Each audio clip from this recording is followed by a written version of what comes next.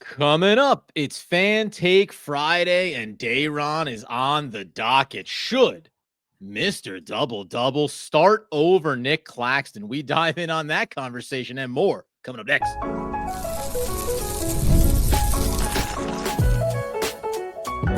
You are Locked On Nets, your daily Brooklyn Nets podcast. Part of the Locked On Podcast Network, your team every day. Yes, my friends, it is the Locked On Nets podcast right here on the Locked On Podcast Network. It's your team, the Brooklyn Nets, every single day. He's Doug Norrie. I'm Adam Marbrecht. We thank you, as always, for making us your first listen today. We are 100% free on all those great platforms. And let you know, today's episode is brought to you by FanDuel. Right now, new FanDuel customers can get $150 in bonus bets if your first $5 bet wins. Get over to FanDuel.com today. And Doug, it only takes one, baby. One beautiful game against the Oklahoma City Thunder. Fan Take Friday, whether you're the fan base that rose up with Day'Ron Sharpe in that last game and wants to see him be more involved going forward, or maybe you're our old friend and faithful fan of the show, Clash Bandicoot, who has been championing Day'Ron Sharpe as a potential starter for arguably, I'd say, 2 seasons here, as we always like to highlight the guys that support the show and support Day Day. Well, I mean, I'll start by saying there's probably no way it happens based on money alone. So let's just clear this one away. So, like, whether it should or not, whether it's going to happen or not. Jordy Fernandez era. It's hard to see how, with the contract, that they don't, like, at least just stick with it. So I don't think, like, Claxton's at risk of losing a starting position. I will say there's plenty of case to be made for it. And also, it's not a great look for Claxton. One, he has not been good this season. So let's just start here. Like, on a statistical level, it's been real bad. And I will highlight some of the stats that kind of like shine a light on this. But also, it's an even worse look when you just get, your 5 million flagrant foul and you're not allowed to play anymore. And then your backup comes in and absolutely dominates. Like, that is a particularly bad look. It's one if it's hurt or something like that, you don't lose it to injury. When you lose it because you can't keep your head on straight with these flagrant fouls all season, and he's had some absolute brain dead ones, over the course of this year, where it's just like total brain dead stuff, no reason for it, like just can't keep it under control. And then, so you kind of got like, you got on the naughty list, and then once you're there, this guy comes in, he's already statistically completely lapping you this year at the same position. I mean, it's an absolute skunk here how many times he's lapped them. And so in the face of that, it's a very bad look for Claxton. So I don't think it's in jeopardy of happening just because of the, time and service and money. Mm-hmm. But you can make a strong case based on performance this year that maybe if all things were equal, this might actually not be that close of a decision. All things aren't equal because of some other like factors that we kind of just mentioned.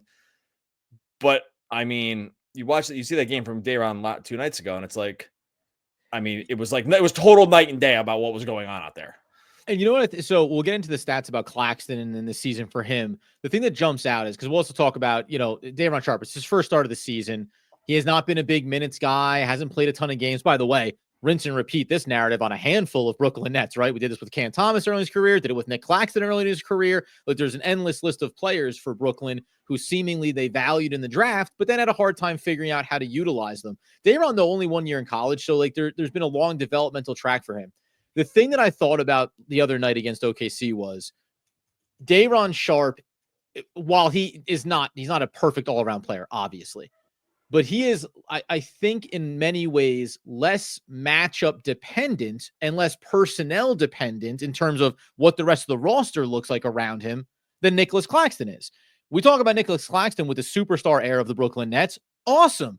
Athletic, rim protector, gets blocked, can run the floor. That's great, as long as everybody else is doing the heavy offensive lifting. When you highlighted the other night about Day'Ron, big body, setting the screens top of the key, when you talk about his rebounding prowess, and the fact that he does have some shot to his game that's slowly evolved over the start of his career, that did get me to a place where, like you said, all things being equal, yeah, it wouldn't be hard for me to see Jordy Fernandez show up at the podium and go, we're going to make a switch here, and we're going to see what the last 26-odd games looks like with Day'Ron at the center position, because both these players can be a part of the long-term future for Brooklyn. Yeah, I just don't think they'll get that. It's just where I kind of just get to like realistic town, where I just don't think they're going to do that. I think there is a certain element of like when you get paid and on this kind of team and you've been like your service time is a little bit No, who cares longer. about that though? Would you start Day'Ron? Like they're both making. I would They're just both probably making switch it back and forth. I'd probably just switch it back and forth. Like, Game to game. I would probably just go game on, game off. Like the team is not timeshare. trying to. We're not vying for the playoffs. Let's split the minutes. We got to really know Day'Ron if we're going to sign him to a contract. There's a real compelling case. Excuse me, I'm getting choked up about how good he's been. There's a real compelling case to like say, hey, we need to see a long look at this because we got to make a contract decision in the offseason. Like, there's a reason that you would play him a lot of minutes. I think if it was just equal or something like that, or maybe like Claxton got paid a little bit more or something like that, I think you can say like, hey, yeah, we're going to go back and forth with this. And you can tell a narrative about we're trying to make the decisions for next year. You're already under contract. It's fine, blah, blah, blah. Right. Like there's a thing to be done there. I think he's like, I mean, after the break, in a few minutes, we'll get into some of these stats. The stats are ridiculous when you put them next to each other. And I know some people are going to say, well, stats don't tell the whole story, but they don't tell the whole story, but they do watch every minute. Like they do tell some portion of the story. The stats account for every minute on the court. So at some point they tell some story, right? Like it's like, yeah, I get your eye test. I get the eye test counts for something too. By the way, Day'Ron's passed the eye test in a lot of areas also, but like the eye test counts for something, of course. The stats also just never miss a second, right? And so it's going to tell you kind of the rest of the story that your eyes missed. And when you look at these stats, it's like a glaring. It's comical. It's frankly, it's comical, the difference in the two guys. Yeah, there's reasons for it. Claxton played against all the starters. It also looks worse. That starts to hold less weight when Day'Ron plays against their starters of the best defensive team in the league, and he looks like prime Jokic out there. and you're like, well, those are their starters too, and that kind of looked okay. So it's just it's kind of very funny how the deck chairs lined up on this one. From Clash Bandicoot, who says, let's go. Got to put the inflection on it. Best episode yet all year, reflecting on our coverage of the OKC game. I'm assuming, though, that's heavily based on you and I, and not just because it was about Day'Ron Sharpe. Finally showing my man some respect. He can dish assists, make above the break threes, and hang with the best team in the league. Make him the starting five already and trade Claxton the bum. We knew that was going to be the case from Claxton, but also from Andrew Hunter, Clash Bandicoot, excuse me. Also from Andrew Hunter, Day'Ron could replace Nic Claxton is starting on ability alone. Biggest question mark with Day'Ron is his availability. Maybe why the front office is hesitant to paraphrase. Coming up after the break here, let's talk about those elements. Is it one or the other? Can both of these guys be on the roster? Is Day'Ron headed maybe for a sneaky Isaiah Hartenstein kind of offseason where other teams start thinking about spending some money on him? We'll have that conversation, plus the hideous looking stats for Nic Claxton coming up here in just one moment. All right, before we get to that, tell you about our friends over at FanDuel. The game tips off. NBA action just getting started. No better place to get in on that than FanDuel. It's America's #1 sportsbook. With FanDuel, you can place live bets throughout the game. You might miss opening tip-off. Maybe you get into that fourth quarter comeback. No problem. You stay in the action all game long. You're looking to spike those payouts too. You combine them all, the lowest live bets, into a same-game parlay. You can use the FanDuel's live betting feature. It keeps every moment of the game exciting. Maybe you're just, like I said, you're going the other night where you're like, oh my goodness, the Nets are up like 17 at halftime against the best team in basketball. It's like, maybe OK is going to pull themselves Lay the back points. in there. You get it in the same game. You probably get paid off. Right now, new FanDuel customers can get $150 in bonus bets if your first $5 bet wins. Visit FanDuel.com to join today. That's FanDuel.com for your shot at $150 in bonus bets. Make every moment more with FanDuel, official sportsbook betting partner of the NBA. All right, as we continue today's Locked On Nets episode, Fan Take Friday, talking about Day'Ron Sharpe, his future. We'll talk about Killian Hayes here as well. But the reason why you talk about Day'Ron Sharpe and think about his future is a little bit of what's happened to Nic Claxton this season. The flagrant foul thing, by the way, that has been such a bummer of a development for his career, because it also indicates that this guy just has a hard time keeping himself in check. And in a season when the results generally don't matter, like from a high level. No, that's way worse. That makes it way worse. Like it makes it way worse. It makes it like so hideous that he cannot keep it together in a season that doesn't matter. It does not matter. You do not have to get heated. And it makes you think about, what about a high leverage moment when you really need Nic Claxton and all of a sudden you're he's blown it in those too. He's had it happen. He's had this happen in playoff games too. The high leverage moments and the low leverage moments. He can't keep it together. It's all yeah, no, it's way worse. You never really forgive, I would say, like mental lapses around flagrant fouls, because it's all usually looks pretty bad. Like you butt dangerously close up to like dirty player when you just get enough flagrant fouls on your book. And when it's this is even a bad example. And when it's like Draymond, I don't know. It's like, well, he's super dirty. Kind of got some of the rings to, like maybe the competitive fire is what got him there, and it got him some rings. You still don't like any of it, and it still ends up looking bad. But the story becomes a little different. And then he kind of ends up crossing a line, and he just goes beyond it, right? But up until that point, it's like, well, this is how you get the championships. You need one of these guys. It's a little different when you're taking Dyson Daniels' head off in a meaningless game in like November or whatever. So I agree with you. It's the stakes of the game make the flagrant fouls look considerably worse. And maybe competitiveness is competitiveness, and I'm just, I'm wrong about that. But I think it looks worse. I don't know.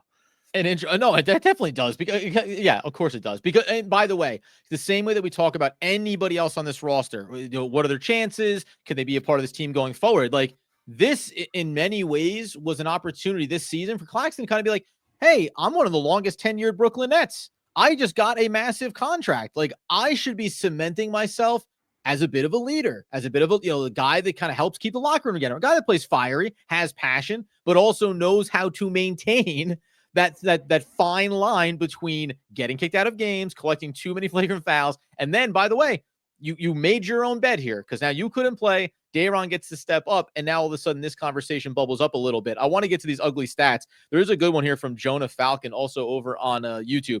Day'Ron is too good to be a backup, but not good enough to start. I do want to get into that side of the conversation, but where are Nic Claxton's numbers here that certainly open the door for Day'Ron maybe to make a case, even if not starting the rest of the year, get more minutes and show that maybe you could be that kind of guy for this team?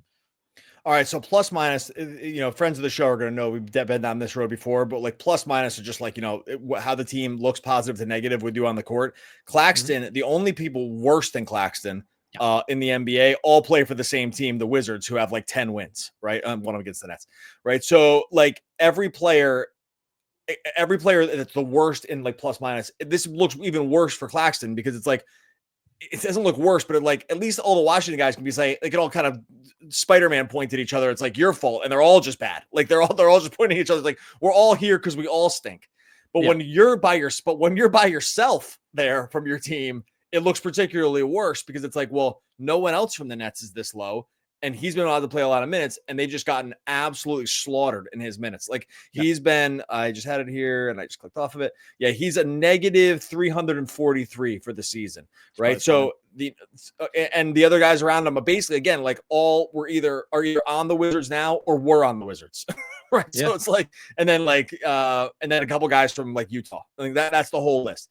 And so Keon Johnson kind of floating around there too. And then you're like, okay, well, maybe it's a Nets problem, except you go the other way and you look at Day'Ron Sharpe, and he's actually positive for the season on a team that's been massively outscored. He's plus 77 for the year. So it's like, and by the way, he's kind of also by himself in the group.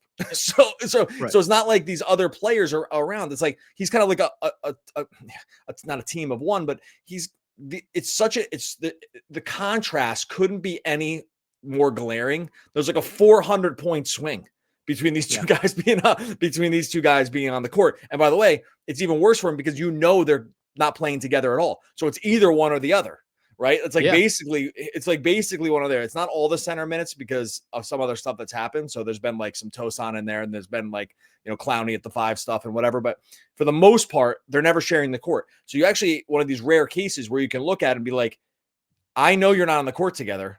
You're usually kind of just coming on and off for each other. And one guy is so much better than the other guy that's like it's just like couldn't be any more like last thing about this. You very rarely get this clean of a comparison between NBA players, because usually they play together. One guy off. Usually they play together.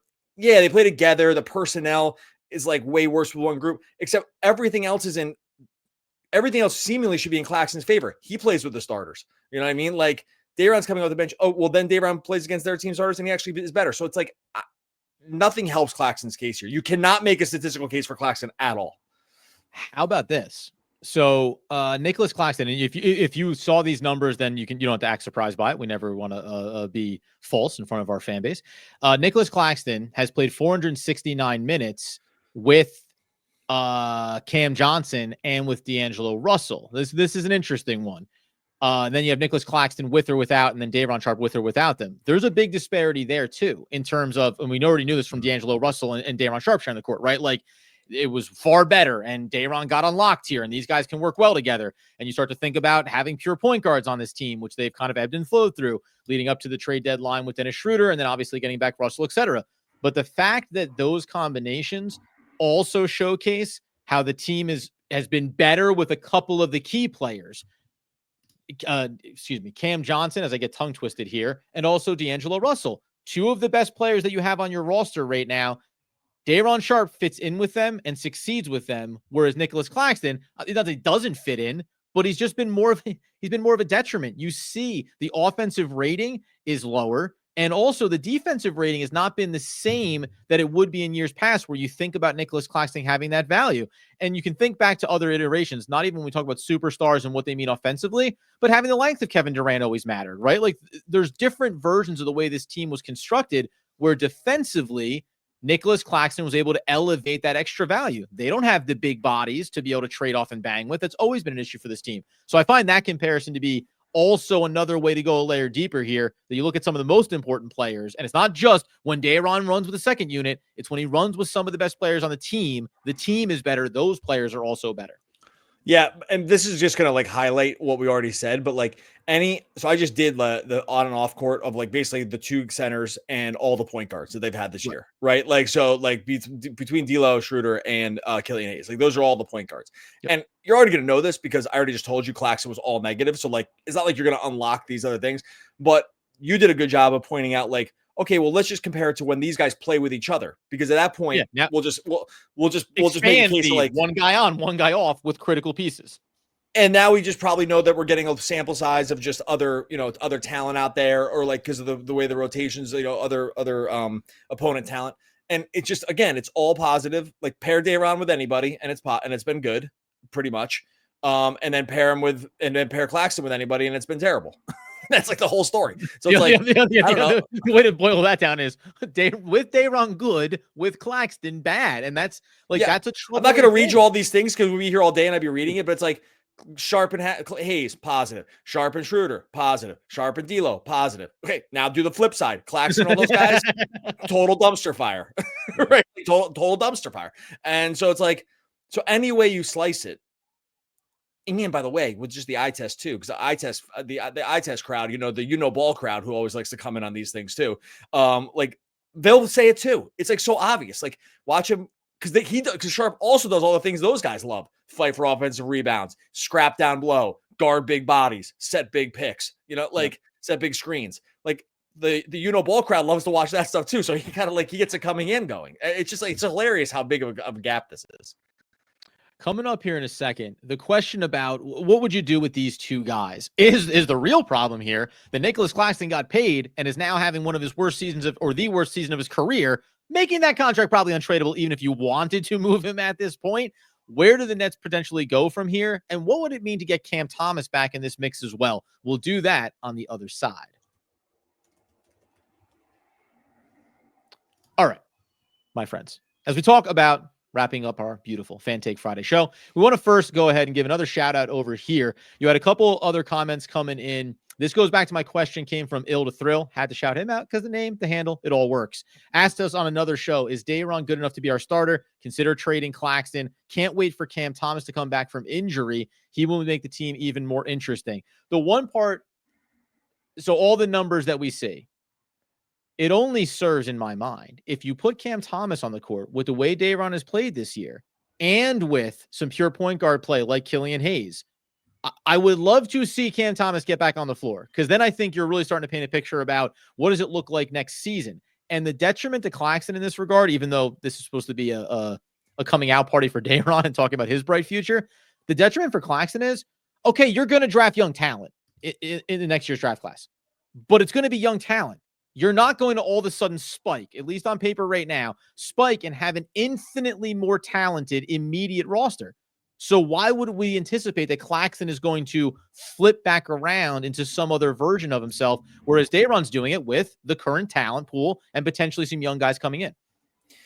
I mean, it's really hard to judge like what tradable, like just like tradable assets at this point. The centers are always tough to trade because you could just kind of find centers. It's what the risk of paying sort of like 1 or 2-dimensional and not 3-dimensional centers, or 4-dimensional when you really get to the top of the mountain, is like why it's very risky. If you're gonna essentially pay 1-dimensional centers that are personnel dependent, this is the risk you run.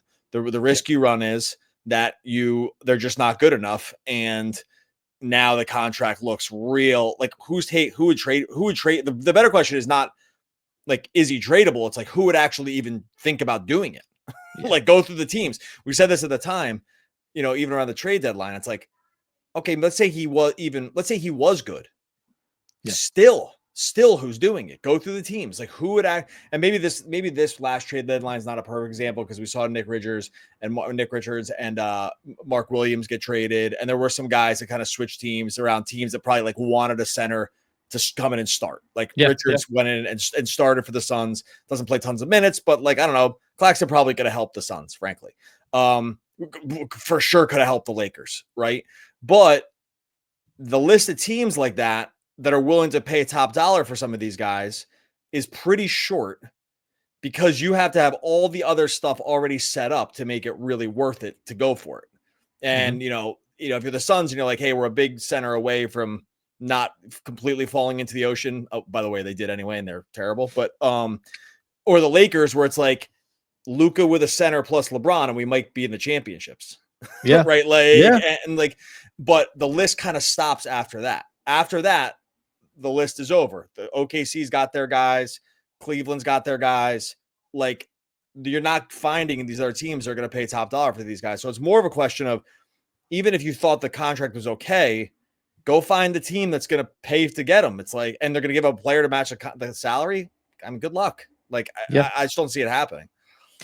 The other thing, and I agree with you on that front, and it'll certainly be a conversation this offseason. We know the Nets have money, they're going to have flexibility, but the idea of starting a conversation around like, well, Nic Claxton would be salary matching if they wanted to go out and get a high priced player. That's a weird discussion to be having relative to where, at least me, I think you were also a fan of Claxton over the start of his career, but this has been a bad season. Like, it has been a perspective shifting kind of season to me based on his play on the court. Now, just to spotlight something for Day'Ron here too, because this is true of a lot of players. We said this.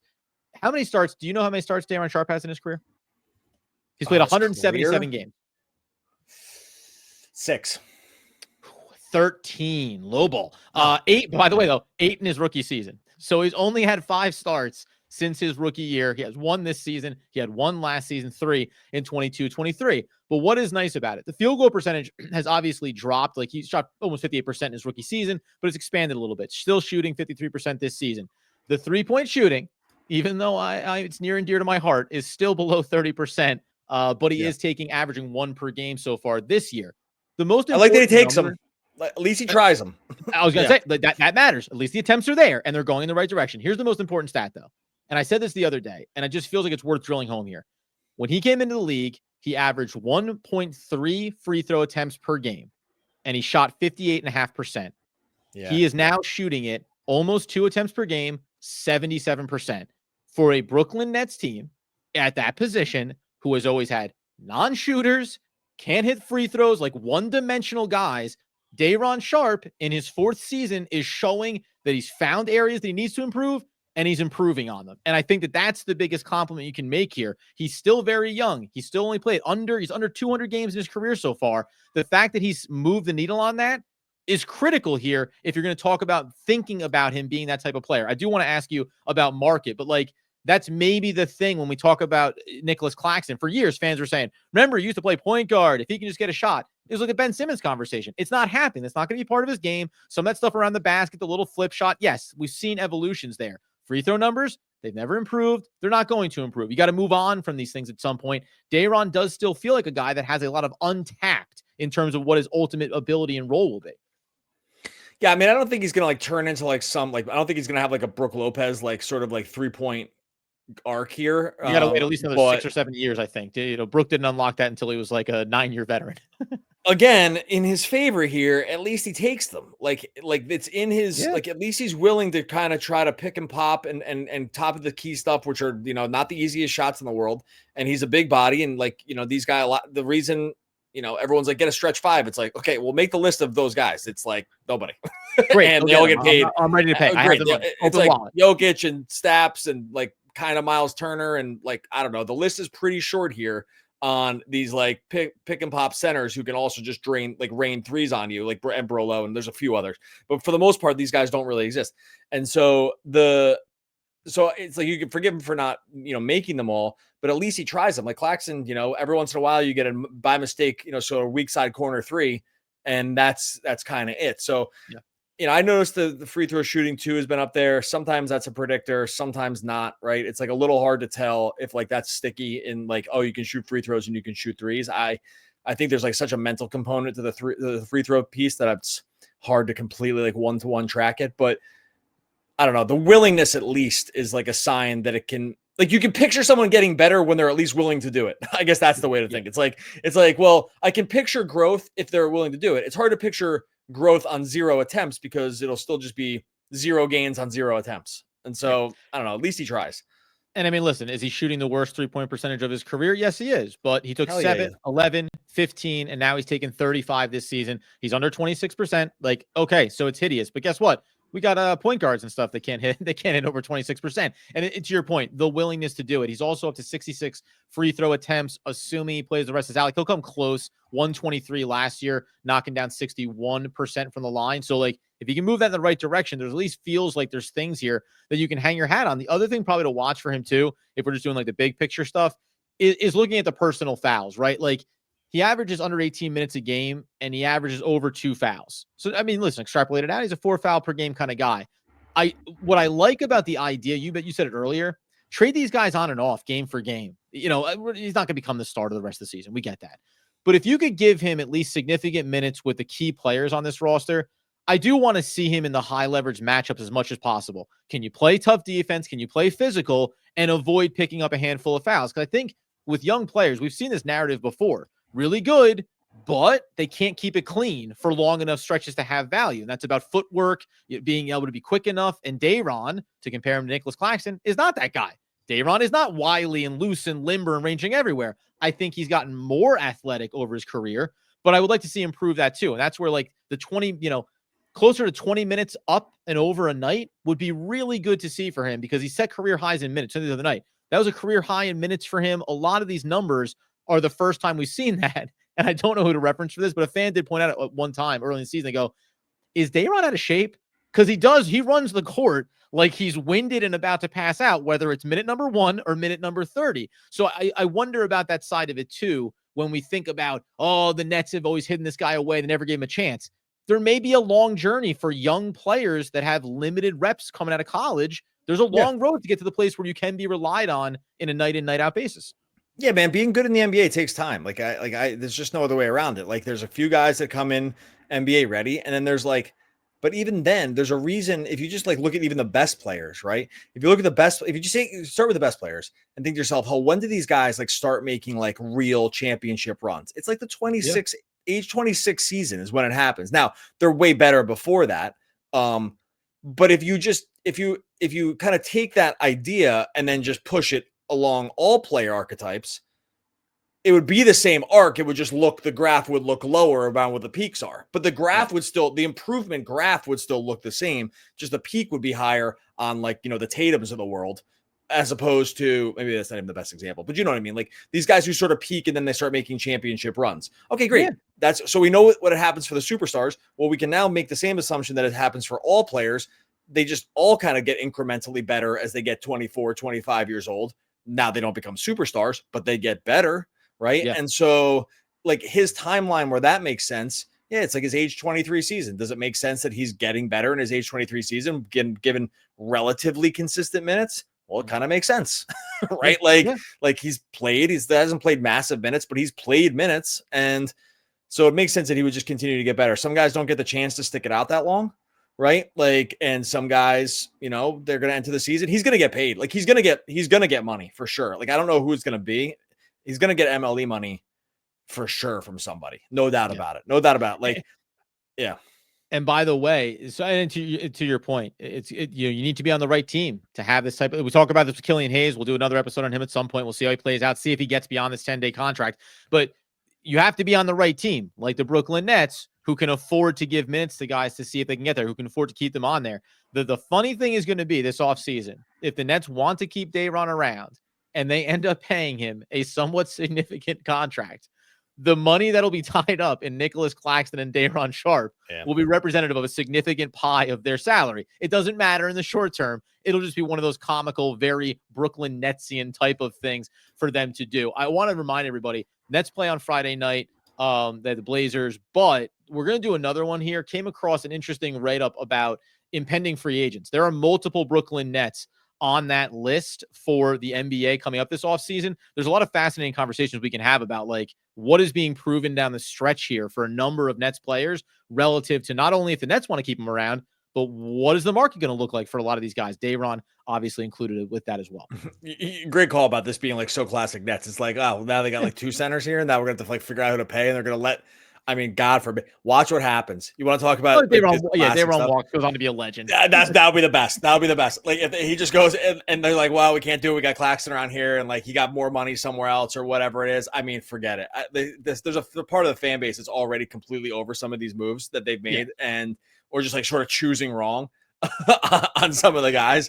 And if he walks and there's like Claxton flagrant fouling his way through another season at 20 million, like there's going to be, and Day'Ron's like the starter somewhere or something like that, right? Like he ends up, doesn't start the season as a starter, but he works his way because of injury and he's just the starter in some team.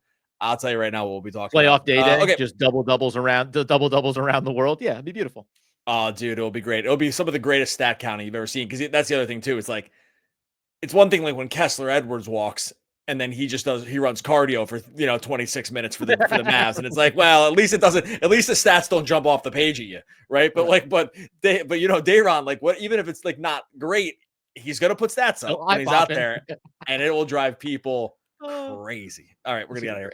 Make sure you subscribe over Locked On Nets wherever you listen to the podcast. Make sure you subscribe on YouTube as well. Hey, look, Fan Take Friday. We just read stuff from fans. Like, leave these comments. We read the comments. Even if we don't mention them or comment on every single one or respond, clearly this stuff makes it on the show. So leave those comments on YouTube. Get them in there on Fan Take Friday. And closing out Fan Take Friday from I'll let you in on this little secret here from Peter Rossini 6345, a classic handle if ever there was one. Yeah, Locked On Nets crew is the best. Yeah, that guy. He's one of our longtime guys. So shout out there, and one of the all-time great poets. We're back again tomorrow or next week talking more Brooklyn Nets basketball.